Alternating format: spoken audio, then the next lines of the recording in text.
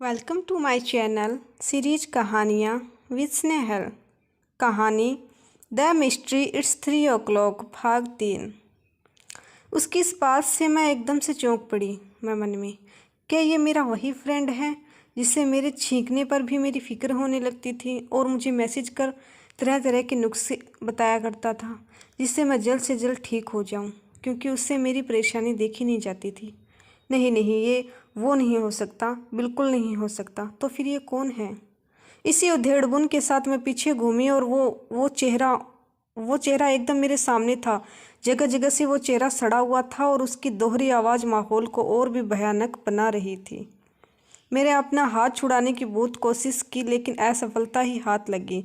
उस बर्फ़ से ठंडे हाथ की पकड़ अभी भी मेरे हाथ पर थी, जिससे मेरा खून जमने लगा था। खून का बहाव रुकने से मेरे हाथ नीले पड़ते जा रहे थे।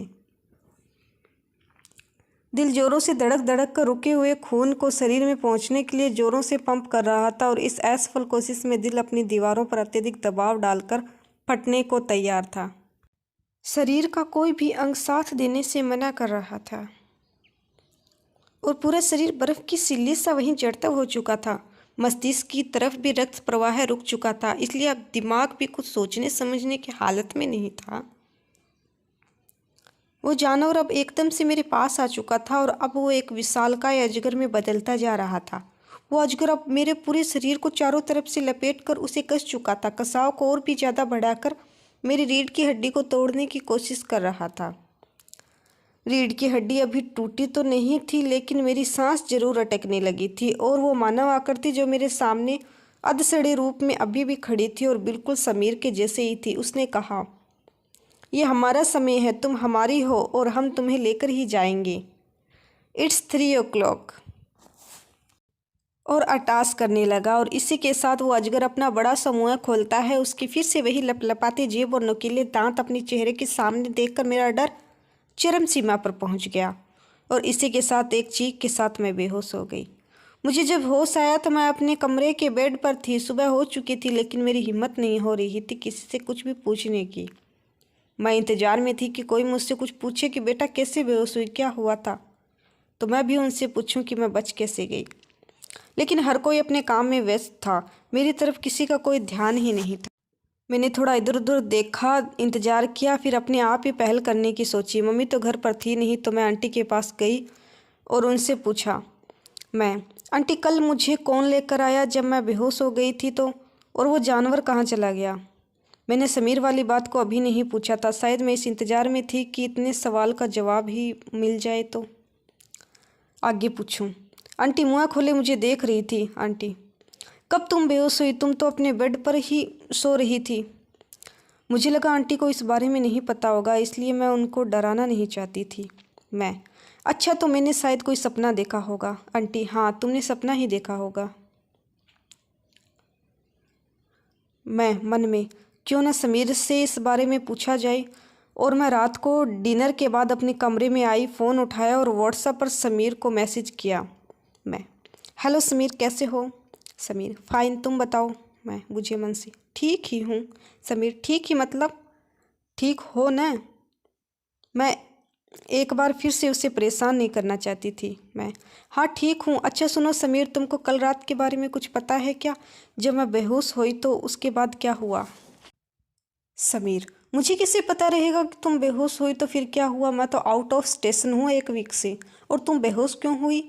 तबीयत तो ठीक है ना तुम्हारी? बीपी चेक करवा लेना अपना। मैं तो समीर का मैसेज पढ़कर हैरान थी। फिर मुझे लगा वो मजाक कर रहा है। प्लीज़ समीर, मजाक नहीं, आई एम सीरियस। जब वो जानवर मेरी तरफ आ रहा था तो तुमने मेरा हाथ पकड़कर मुझे क्यों रोका? और क्या अजीब अजीब सी बातें कर रहे थे कि तुम मेरे बुलाने का इंतजार कर रहे थे? समीर, यार मेरी तो कभी हिम्मत ही नहीं हुई तुम्हारे सामने खड़े होकर बात करने की, और तुम हाथ पकड़ने की बात कर रही हो। और 1 मिनट, मैं तुम्हारे बुलाने का वेट क्यों करूँगा? मैं जब आता हूँ तो किसी काम से आता हूँ और अंकल आंटी से भी बात होती है, वो भी तो बुलाते हैं, लेकिन मैं नहीं आता। तो तुम्हारे बुलाने से कैसे आ जाऊँगा? तुमसे तो मुझे और भी ज़्यादा डर लगता है। मेरे मन में आया कि हाँ, वो शायद समीर नहीं था, वो कभी ऐसी हरकत नहीं कर सकता। लेकिन फिर मेरी बात किस से हुई थी तब? अब मैं उसे दूसरे तरीके से याद दिलाने की कोशिश करने लगी मैं। अच्छा ये सब छोड़ो, ये बताओ कि तुमको अजीब नहीं लग रहा था पहली बार मुझसे कल रात बात करने में? मुझे तो बहुत डर लग रहा था कि मैंने पहली बार तुम्हें कॉल किया था, वो भी इतनी रात को। समीर, तुमने मुझे कॉल किया था, पर मुझे तो बिल्कुल भी याद नहीं। मैं, हाँ लग रहा था तुम नींद में हो, अपना कॉल हिस्ट्री चेक करो। थोड़ी देर में समीर ने कई सारे स्क्रीनशॉट भेज दिए जो उसके कल की सारी कॉल हिस्ट्री का था, और उसने मेरा नंबर नहीं था। मैं देखकर दंग रह गई। फिर मैंने सोचा कि शायद मेरा नंबर डिलीट करने के बाद भेजा हो, तो मैंने स्क्रीनशॉट लेने के लिए अपना कॉल हिस्ट्री खोला। लेकिन सबसे ज़्यादा आश्चर्य तो तब हुआ जब मेरे फ़ोन में भी उसका नंबर शो नहीं हो रहा था। अब मैं और ज़्यादा गंभीर हो गई थी। मैं, समीर कहाँ हो तुम इस टाइम? समीर, जीजू की बहन की शादी है कल, तो एक वीक से यहीं आकर जीजू के साथ सब संभाल रहा हूँ। लेकिन तुम क्या बोल रही हो तब से? मेरे समझ में तो कुछ भी नहीं आ रहा। मैं, अरे पागल, एक सपना देखा था तो तुमसे मस्ती करने का मन किया, तो बस वही तुमसे पूछ रही थी। और तुम जीजू के घर पर हो तो फिर तो तुमको बहुत काम होंगे। जाओ काम कर लो, और मुझे भी बहुत नींद आ रही है, मैं भी चली सोने। Bye, good night. मैं नहीं चाहती थी कि समीर इस बारे में और कुछ पूछे, तो इसलिए मैंने उसका रिप्लाई का इंतज़ार किए बिना ही सोने चली गई और फ़ोन ऑफ कर दिया। लेकिन नींद तो मेरी आंखों से कोसों दूर थी। अगर समीर एक हफ्ते से बाहर था तो वो कौन था जिसको मैंने कल कॉल किया, और वो कौन था जिसने मेरा हाथ पकड़ा था? खुद को पागल करार दिलवाने जितनी बात तो मैं आंटी से और समीर से कर ही चुकी थी, लेकिन फिर बात को संभालते हुए इसे पलट दिया था। क्या मैं सचमुच सपना देख रही थी? मैंने अपना फ़ोन उठाया और फ़ोटोज़ देखने लगी। उस अजीबोगरीब जानवर की फ़ोटो और वीडियो अभी भी मेरे मोबाइल में कैद थी। उस फ़ोटो को देखकर ऐसा लग रहा था कि अभी भी वो मुझे घूर रहा है। मेरे फिर से पसीने छूटने लगे। मैं जल्दी जल्दी उन फ़ोटोज़ को डिलीट करने लगी, लेकिन ये तो डिलीट होने का नाम ही नहीं ले रहे थे। मैं बहुत ज़्यादा डर गई और मैंने मोबाइल को एक बार फिर स्विच ऑफ कर दिया।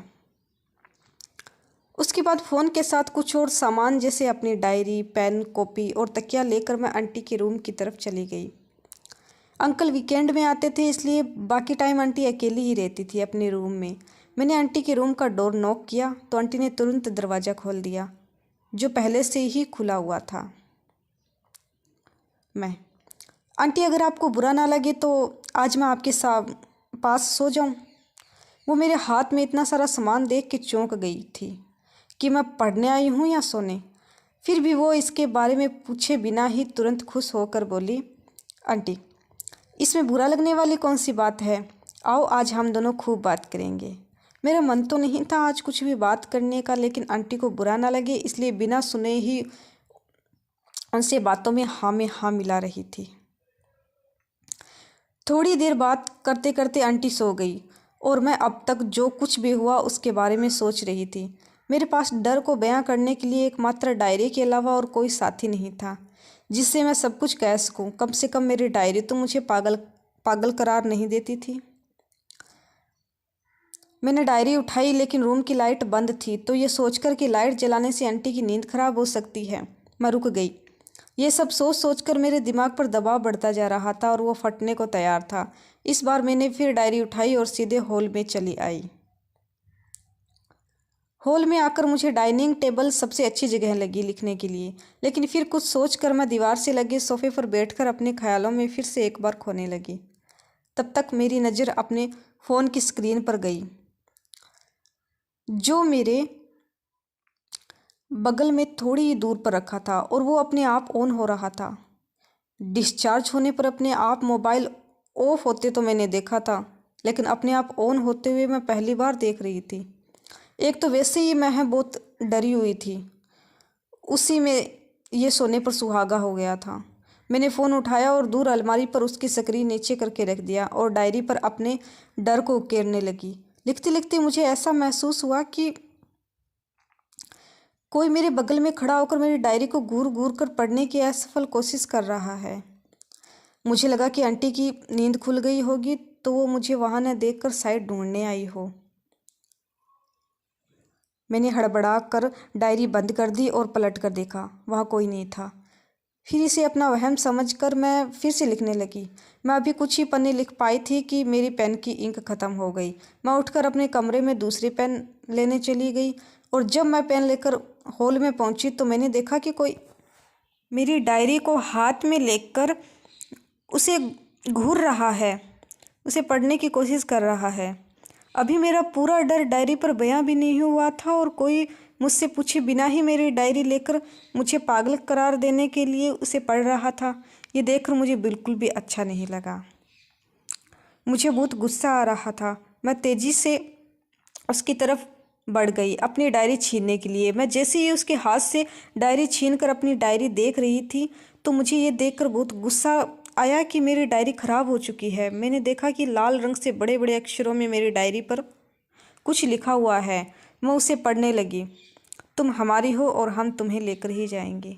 मैंने अब तक ये ध्यान नहीं दिया था कि मैंने डायरी छीनी किसके हाथ से है, लेकिन ये पढ़ते ही मेरे होश उड़ गए और मेरी निगाहें तुरंत उस तरफ टिक गई जहाँ वो बैठी थी। वो एक लड़की थी। उसके हाथ की एक कटी हुई उंगली से खून बह रहा था। शायद इसी से उसने मेरी डायरी खराब की होगी। और उसके लंबे कमर तक के बाल की एक चोटी बनी हुई थी और उसने एक पटियाला सूट पहन रखा था। मैं मन में, अरे हाँ, ये तो मेरा सूट है, इसने मेरा सूट पहना है और अब तक सिर नीचे झुकाई हुई है। ये है कौन जिसने मेरे से पूछे बिना मेरा सूट पहन लिया? धीरे धीरे वो लड़की उसी तरफ सिर झुकाए खड़ी हुई। उसकी हाइट मेरी हाइट के बराबर थी और उसने मेरे ही तरह बालों की खजूरी चोटी की हुई थी। वो थोड़ा तिरछी खड़ी थी जिससे उसका पूरा चेहरा दिख नहीं पा रहा था। मैंने साइड से उसका चेहरा देखा।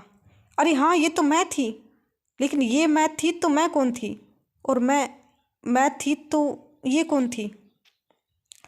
कहानी जारी है। कहानी का अगला पार्ट नेक्स्ट वीडियो में। वीडियो पसंद आए तो वीडियो को लाइक करें और चैनल को सब्सक्राइब करें और हाँ, कमेंट करना ना भूलें। धन्यवाद।